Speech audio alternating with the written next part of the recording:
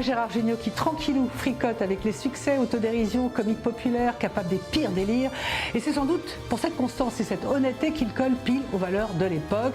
Alibi.com 2, c'est un carton. Le jour du kiwi au théâtre, carton. Vous allez le voir dans la série Besoin d'amour. Et 3 de ses comédies ressortent ce mois-ci en DVD, Blu-ray, sans parler de ses prochains films. Bref, l'occasion ou jamais d'avoir une conversation pas vraiment sérieuse avec lui. Voilà. Comment ça va, Bernard? Merci déjà d'être avec nous. Ça va? Bon. Très bien, oui, mieux que vous. Je vous ai... Oui, non, nous ça va très bien. Dites, on se demandait, Gérard, d'où ils sortaient vos noms au cinéma? On dirait les plages blanches du dictionnaire de Limoges. Il y a Bernard Leroux, Bernard Morin, Robert Pinault. Non mais vous les prenez comment ces noms? Vous dites non, parce que j'ai fait aussi, Alibaba. Oui. J'ai fait, non, c'est des personnages. Qui sont, non mais vous dites encore un français moyen? Oui, il y a des français ordinaires, mais les scénaristes en général, moi quand j'écris des films avec mes scénaristes, on choisit toujours dans le bottin des noms de rues, souvent, comme M. Batignolles, ou des noms d'objets, ou des noms comme Martin, comme des gens comme ça, pour pas avoir de soucis avec quelqu'un qui se dit pourquoi vous parlez de moi, des noms trop compliqués, trop marqués. Mais Gérard, oui, mais est-ce que c'est cette image quand même de français moyen, la moustache, la voix qui monte, la calvitie, sauf votre respect, quand vous acceptez de prendre des rôles déjantés comme dans Alibi.com 2 par exemple, est-ce que c'est cette image que vous voulez casser du français moyen? Vous rentrez dans d'autres registres, faire le fou, le déjanté, quoi. Oui, j'accepte tout ce qu'on me propose que je trouve bien et intéressant. Et j'ai pas de, vous savez, le plan de carrière, je m'en suis toujours méfié. Je pense toujours à la phrase de Dominique Besnéard, qui est un grand casting director et un agent avant de devenir producteur. J'étais dans son bureau, il raccroche avec un jeune acteur et il me dit mais un plan de carrière, mais qu'il en fasse déjà une de carrière. Donc, moi, j'ai pas de plan de carrière, j'ai juste l'envie de m'amuser, surtout maintenant où j'ai passé un peu n'étant plus un perdreau de l'année, je suis sur la réserve, comme on dit. J'espère qu'elle va durer encore très longtemps. Et donc, j'essaye de m'amuser, quoi, de m'amuser, de faire des choses que j'ai pas faites, surtout de rencontrer des gens avec qui je m'amuse, que ce soit avec Fifi Lachaud, qui fait partie maintenant de la famille. C'est une espèce de petit neveu que j'adore. Et c'est une équipe dans laquelle je me retrouve beaucoup à l'époque du Splendide. C'est des travailleurs, des gens qui se connaissent, qui s'aiment beaucoup, qui se travaillent les uns avec les autres. Gérard Jugnot, votre père, André Jugnot, était entrepreneur dans le bâtiment. Votre mère, Odette, mère au foyer, un milieu prolo à Puteaux. Et d'après Wikipédia, c'est en gagnant un prix d'honneur à l'école que vous êtes retrouvé à Pasteur à Neuilly. Alors, avant de parler de ceux que vous avez rencontrés à Neuilly, il y a une question assez, qui est dans l'air du temps. On a entendu Sophie Marceau sur son bouquin, on a entendu Annie Ernaux, Édouard Louis parler de leur milieu populaire, de la classe sociale. Est-ce que vous l'avez, vous, cette notion de transfuse de classe? Est-ce que vous avez eu le sentiment de venger quelque chose en devenant une vedette, venger votre classe ou venger votre race, en accédant à la notoriété, on va dire? Non. D'abord, j'étais pas prolo. Enfin, mes parents n'étaient pas prolo. Mon grand-père était boucher et mon autre grand-père était un petit employé on était dans les Français, les petits Français moyens, mais on n'était pas ouvriers. Mais je sais pas.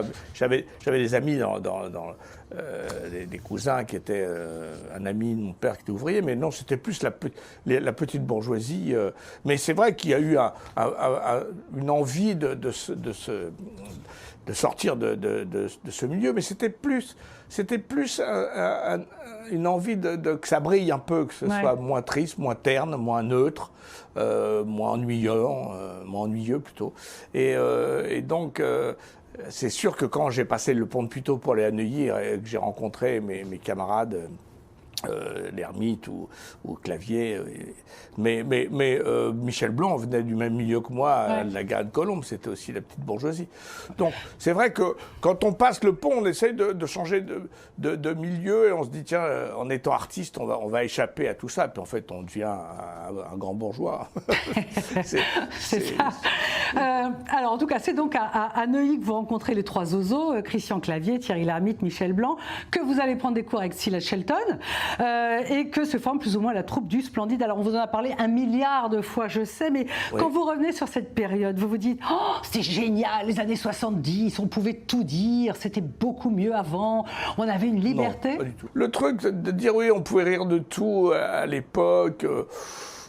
oui, je ne suis pas si sûr que ça. C'est vrai que maintenant, c'est sûr que le communautarisme fait qu'il n'y a que les Juifs qui peuvent rire des Juifs, que les Arabes peuvent rire des Arabes et les Français moyens des Français moyens. Ouais. Donc c'est assez compliqué. C'est vrai que le rire est moins politique. Il est plus basé sur l'absurde ou le cul ou les rapports sociaux simples. Dès qu'on est dans un truc un peu... c'est sûr que quand on a fait Papy fait de la résistance, le sous-titre du film, c'était le film sur les affiches, il y avait le film qui a coûté plus cher que le débarquement. Je crois que si on avait fait ça maintenant, on aurait eu une levée de bouclier, parce que de toute manière, quoi qu'on fasse, il y a des levées de bouclier, donc peut-être qu'il faut aussi s'en foutre et essayer de rire avec bienveillance. Nous, on a toujours pratiqué un rire avec et non pas un rire contre. C'est peut-être ça aussi qui fait que... Ouais. Gérard, vous avez tourné dans Les Valseuses, vous avez tourné avec Depardieu, le wokisme, la revisitation de certains sujets ou la cancellation de certains sujets. Est-ce que ça vous parle? Est-ce que ça vous énerve? Est-ce que ça va dans ce sens-là, l'humour aujourd'hui, pour vous? Je pense que vous savez, il y a des mouvements de balancier, quoi. Moi, je me souviens d'avoir fait une émission, le soir même, il passait un film de John Ford qui s'appelait Dieu est mort, et je veux dire, on n'a rien dit de tout ça dans le Père Noël. Donc, il y avait une petite levée de bouclier, mais c'était très gentillet, quoi. Là, maintenant, c'est vraiment... Maintenant, il y a des gens qui risquent leur vie pour des opinions, et ça, c'est quelque chose d'assez grave, que ce soit... Ouais. Inimaginable. Ouais, c'est clair, c'est clair. Vous êtes resté ami avec certains d'entre eux du Splendide. Comment le film Grosse Fatigue de Michel Blanc est-il arrivé? Il paraît qu'il a été inspiré d'un fait divers qui vous est arrivé. Oui, enfin c'est pas un fait divers. Pour Pinot, j'avais besoin d'un sosie parce que je voulais être à la fois metteur en scène et acteur dans le dernier plan. Et à l'époque, il n'y avait pas de trucage. Enfin, c'était très compliqué de faire des trucages. Maintenant, ça se fait à la minute. Donc j'avais été sur France 2 dire voilà, je cherche un sosie. Et j'ai reçu 500 photos, 450 horribles, des gens, des gros, des chauves avec des moustaches, qui me disaient que je leur ressemblais. Ça m'a vraiment effondré. Et puis j'ai trouvé un qui c'était un peu l'affaire de profil comme ça. Et puis, il a tourné dans le film. Puis, ce type qui était décorateur d'appartement, il est devenu un peu fou et il a commencé à se prendre pour une vedette, quoi. C'est le principe des sosies, hein. On l'exagère, quoi. Ouais, mais c'est rigolo, quand même, ce Grosse Fatigue de Michel Blanc. Donc, l'histoire d'un usurpateur de stars. Et d'ailleurs, ça vous a valu le prix du scénario à Cannes en 94. Dernière question sur le Splendide. Promis, après on arrête. En 82, sortie de Le Père Noël est une ordure de Jean-Marie Poiret. Vous êtes Félix, tout le monde le sait. Et vous êtes surtout le scénariste et le dialoguiste.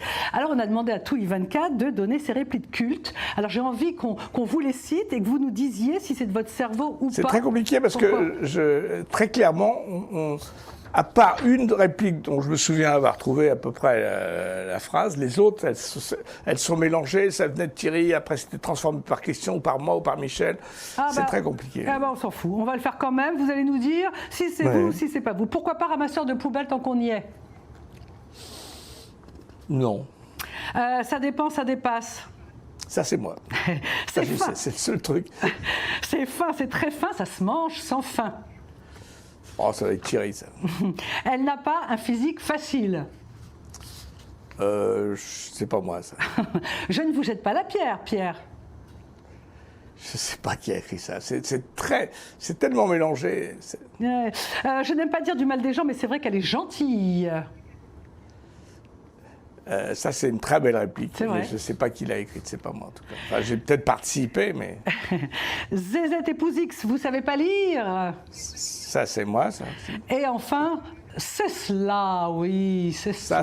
Alors ça, c'est personne. C'était un tic de langage de notre agent de l'époque, qui nous avait tous dans son agence et qu'on a quitté assez vite parce qu'il était assez assez dans le doute, mais c'est vrai que dès qu'on lui disait un truc, il disait c'est cela, oui, et puis il prenait ses cheveux comme ça.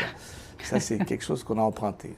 Ça fait toujours la blague parce que nous, on adore, et même auprès des enfants et des petits-enfants. Et comme on ne s'allance pas, un court extrait de la bande-annonce, si vous voulez bien, du Père Noël est une ordure culte. Cultissime. Gérard Jugnot, on vous l'a dit, on est fan du film de Patrice Lecomte, Tandem, qui est le film le plus fin, le plus désespéré sur le métier de journaliste, avec évidemment Jean Rochefort. Lecomte, vous avez fait raser la moustache. Alors déjà, pourquoi? Et est-ce qu'il y a d'autres réalisateurs qui ont modifié votre physique de français moyen, pour un rôle? Est-ce qu'on vous a demandé de changer? Vous savez, non, c'est vrai que j'avais la moustache. J'ai eu la moustache assez tôt, après mon service militaire, parce que j'étais dans le contre-espionnage militaire. Donc je m'étais fait pousser la moustache pour passer inaperçu. Et puis finalement, je me suis aperçu en jouant, enfin en travaillant un peu, que ça me vieillissait un peu et que j'avais un emploi plus rapide, quoi. Donc en fait, je me souviens même que j'avais fait une photo de pub. Le type dit voilà, je vous présente vos enfants et les enfants, j'avais 20 piges, le mec il avait 17 ans, quoi. Donc ça me vieillissait, ça me faisait une caricature de français justement ordinaire. Et puis bon, pour le Père Noël, je devais jouer Katia, le personnage de Clavier, le travesti. Et puis ça me gonflait en fait de me maquiller tous les jours. Ah, et ça, j'ai pas très envie. Et en plus, la mère de mon fils, avec qui je vivais à l'époque, aimait beaucoup ma moustache. Donc je l'ai gardée. Et puis quand j'ai fait Tandem, Patrice, qui voulait un peu changer, il m'a fait raser ma moustache, mais j'avais déjà rasé pour un ou deux films d'avant d'ailleurs. Mais celui-là était plus emblématique, et puis surtout il y avait une perruque, donc qui a d'ailleurs fait dire à ma mère à l'époque, ah tiens c'est marrant, t'as changé de coiffure. Alors je lui dis mais non, je suis chauve maman. Et donc il voulait que, comme on avait fait 2 films ensemble, il voulait que je parte sur quelque chose de plus vierge, quoi, de remettre un peu une feuille blanche, quoi. Dites Gérard, est-ce que vous avez eu envie d'un moment Coluche comme dans Ciao Pantin ou comme Galabru dans Le Juge et l'Assassin en 76, vous avez joué dedans d'ailleurs. Vous avez eu envie de ça, du grand rôle sérieux, triste, dramatique, sombre? Oui, mais je pense que je l'ai fait un petit peu, quoi. J'ai essayé de... Moi, je me souviens, j'ai fait un film de Jean-Louis Hubert, Marthe, où il y avait un rôle d'ailleurs, ça n'a pas raté, j'ai été nommé au César. Non, les choristes, c'est pas un film de comédie. Tandem, c'est un personnage de valet, mais c'est pas une comédie pure et dure.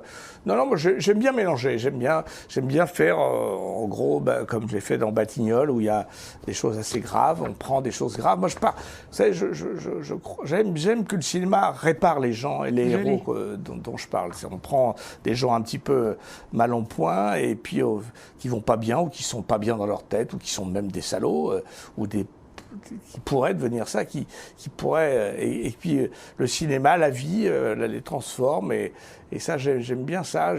C'est joli, c'est très joli, c'est tout vous ça. Allez, écoutez ce petit extrait et on a une question après. Mais rabattez votre caquet les bourdels! Mais foutez le camp, virtuose de mes deux, et vive Pétain! D'abord moi je suis pour la grande Allemagne, l'Europe, das große Europe, à Hitler! J'ai dit Ausweis! Juin 41, l'opéra. Une de vos spécificités, Gérard Jugnot, c'est que vous criez. Clavier, lui, il a des fins de phrases un peu snobbish et vous criez avec cette voix très caractéristique quand même. Oui, j'ai fait ça à une époque. Maintenant, je le fais moins. Je fais moins, non, je fais moins là. Dans le Kiwi, il y a eu un petit moment où, oui, les gens adoraient ça, cette espèce de voix de châtré. Mais non, mais est-ce qu'elle vous a fait souffrir? Est-ce qu'elle vous a fait souffrir cette voix? Est-ce que vous non. Est-ce que vous en avez fait une force à un moment donné? Vous savez, c'est vrai que j'ai toujours rêvé, moi, d'avoir la voix de Jean Rochefort, de Marielle, de Noiret, avec qui j'avais travaillé.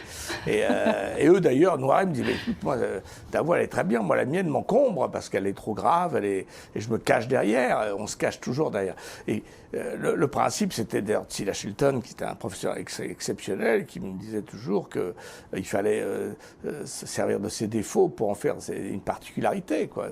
Moi, j'avais toujours cru, je raconte toujours cette histoire où, quand j'étais au lycée, j'avais pris des cours avec un prof, un crétin, qui m'avait dit tu feras jamais de théâtre parce que tu as un polype sur les cordes vocales. J'avais une voix un petit peu...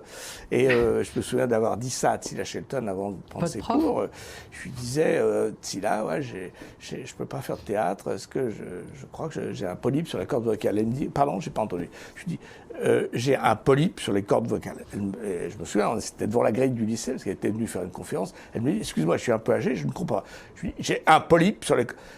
Pardon, j'ai un polype sur les cordes. Elle m'a dit, vous n'avez pas de polype, vous êtes timide, c'est tout. Quoi. Et donc, cette voix que j'ai, souvent, c'était un problème de timidité, parce que quand je suis pas au théâtre, par exemple, où là, il faut vraiment... où je parle un peu le fort. D'ailleurs, ma femme me dit, on voit que tu es au théâtre, parce que d'un seul coup, on t'entend. Alors que dans la vie, je suis un petit peu comme ça. J'aime pas trop qu'on m'entende. C'est de la timidité, quoi. Oui, je suis un grand timide, malgré tout. Oh, comme c'est mignon, tout ça. C'est Pinot, simple flic, votre premier film réalisé par vous, 2 419 000 entrées en 84. Ce qui vous a poussé à la réalisation, c'est l'envie de choisir les gens avec lesquels vous vouliez travailler ou les scénarios dans lesquels vous vouliez jouer? Non, c'était une envie que j'avais depuis le début. Moi, j'ai fait des films à 14-15 ans en double 8 mm. Je fais quelques petits films comme ça avec mes potes ou chez les scouts, tout ça. Et moi, je voulais vraiment être metteur en scène de cinéma. C'est ça qui m'intéressait. Et puis, j'ai découvert le plaisir de jouer. Et donc, je lui dis, tiens, comme j'avais beaucoup d'admiration pour les grands comiques et les grands qui sont à la fois des réalisateurs et des acteurs, comme que ce soit Buster Keaton, Charlie Chaplin, Jerry Lewis, il y en a plein comme ça. Beaucoup d'acteurs de comédie deviennent metteurs en scène parce qu'ils savent que l'esthétique de la comédie passe par son efficacité et que souvent on est un peu trahi par des metteurs en scène parce qu'ils vous cadrent pas comme il faut ou ils prennent une prise qui vous plaît pas parce que c'est quand même très, comme disait De Funès, les acteurs, ça se froisse comme du papier de soie, c'est très fragile. Ouais. La comédie, c'est vraiment très fragile. Donc oui, cette envie et puis c'est vrai que cette envie d'être aux manettes, d'être un petit peu capitaine du bateau, coach, quoi, ça me plaisait bien. Je me souviens que ce qui m'énervait quand je jouais dans les films des autres, je continue d'ailleurs, d'un seul coup on voit le metteur en scène parler avec la script ou le cadreur, et moi j'avais envie de savoir ce qu'il se disait, pourquoi on l'a refait, pourquoi... Donc c'est plus de la curiosité et l'envie de se mêler de tout, et puis c'est surtout un plaisir extrême de construire ce mécano, ce Lego maintenant, c'est cette machine, quoi. Elle est longuissime, la liste de vos films, c'est vraiment vertigineux, et ceux de vos films en tant que réalisateur aussi. Il y a pas mal de cartons, Monsieur Batignolles, Scout toujours 1 800 000 entrées, Une époque formidable, 1 600 000 entrées, Les Bronzés, Le Splendide, on n'en parle même pas, récemment Alibi.com 2, puis il y a des films qui ont moins bien marché. Pour quelqu'un comme vous, qu'est-ce qu'on fait de l'échec, les chiffres du mercredi qui sont pas bons? Vous prenez ça comment? C'est perso? C'est une inadéquation avec l'époque? Comment Gérard Jugnot... Très mal. Ouais, prends ça mal. Prends ça mal, d'accord. Très mal. Très affectivement. Moi, j'ai pris plus de tôle que de succès. Hein. Mais comme j'en ai fait beaucoup, on se rappelle que on garde des succès, nous. Mais oui, c'est toujours des déceptions. C'est un rendez-vous d'amour raté. Mais l'avantage que j'ai avec les films que j'ai faits, souvent, c'est que comme ce sont des films destinés au public, hein, vraiment, je pense vraiment... j'ai envie que les gens aiment les films, les voient. J'ai envie que c'est les gens comme mes parents, qui sont des gens normaux, entre guillemets, ordinaires, puissent aimer ça. Et en même temps, s'il y a d'autres gens qui les aiment, qui voient une autre lecture, comme que ce soit Batignolles ou les choristes ou d'autres choses. Ouais. Après, moi, je dis qu'il faut faire des films d'auteur public et que c'est ceux-là qui souvent restent dans les cinémathèques. Et si on a la chance, nous, je veux dire, si c'est quelques films qui surnagent, comme que ce soit Pinot, Scout ou Batignolles, c'est des films d'auteur, quoi. Donc après, est-ce que je suis un auteur qu'on consacre. Mais d'une certaine façon, vous êtes un auteur consacré, 50 ans de carrière, vous êtes toujours là, toujours dans le game. La pièce que vous avez jouée avec votre fils a cartonné, vous faites l'andouille comme vous voulez, vous êtes le mari fou d'Ariel Dombal dans Alibi.com 2, l'agent véreux donc dans la fameuse série de Fred Hazan, et un papier dans Libé quand même, il y a quelques années, un papier dans Libé. Vous savez, très franchement, comme disait notre ancien président Jacques Chirac, ça m'en touche une sans faire bouger les autres, sans faire bouger l'autre. Non, vraiment, à une époque, oui, ça ça me posait des questions. J'aurais bien aimé d'être considéré, mais là, bon, si vous voulez, bon, j'ai la Légion d'honneur, j'ai l'ordre du mérite, j'ai tout le bordel, tout va bien. Ouais. J'ai pas de soucis par rapport à ça. Ce que je veux, c'est m'amuser, faire des choses de qualité, et j'ai pas envie d'avoir honte de ce que je fais. Vous savez, Léo Ferré, il disait une belle chose, il dit, je veux bien qu'on rie de moi, mais ça dépend de quel rire. Et c'est ça qui me préoccupe le plus, quoi. J'ai pas envie d'être dans des choses nulles ou dans les choses que j'aurais pas aimé faire, quoi. Un rire que... Vous savez, le rire, il n'est pas révolutionnaire, hein. Le rire, il peut être extrêmement réactionnaire. On rit. Il y a des rires que j'ai pas envie d'entendre, et donc c'est toute ma quête en ce moment d'essayer de faire ça, quoi. Et puis c'est vrai aussi que j'ai envie de dire des petites choses, mais vraiment assez modestement, comme un journaliste ou comme un avocat qui prend une cause et qui la défend. Ça m'intéressait. Par exemple, Batignolles, c'est quelque chose qui m'intéressait parce que moi, je viens d'une famille française. On n'était ni juifs, ni communistes, ni résistants. Et je me projetais là-dedans, me dire qu'est-ce que j'aurais fait, moi, en 42 ? Est-ce que j'aurais été une ordure ? Est-ce que j'aurais été un héros ? Ou est-ce que j'aurais été, comme 90% des gens, attentistes ? Ouais. Est-ce que c'est ça qui lie certains de vos rôles et de vos engagements? Donc bon, Monsieur Batignolles, Clément Mathieu dans Les Choristes, dans Une époque formidable, vous êtes Michel Berthier qui dégringole socialement.